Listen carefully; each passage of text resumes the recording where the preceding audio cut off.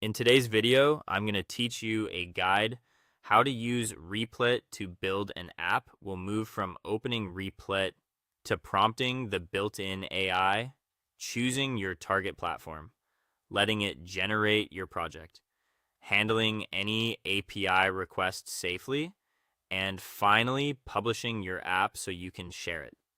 Start by heading to the Replit website in your browser. Once the workspace loads, look for the AI chat box on the screen. This is where you'll describe what you want to build.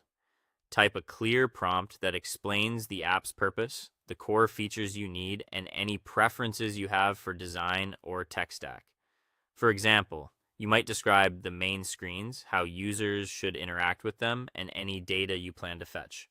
The clearer your prompt, the better the initial result. Don't worry about perfection right away. You can refine your prompt and ask the AI to make changes as you go. Below the chat area, you'll see options to choose your platform. Pick whether you want a web app or a mobile app. A web app is great for quick sharing via a browser, while a mobile app is better if you're aiming for a phone-first experience.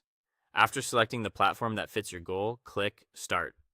Replit will begin scaffolding your project, setting up folders, files, and dependencies. You'll see updates in the editor and console as it builds.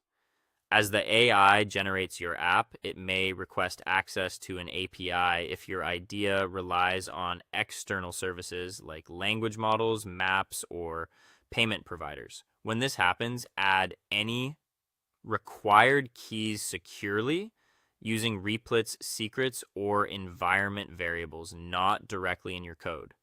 Keep your keys private and never publish them in public repos or share them in screenshots.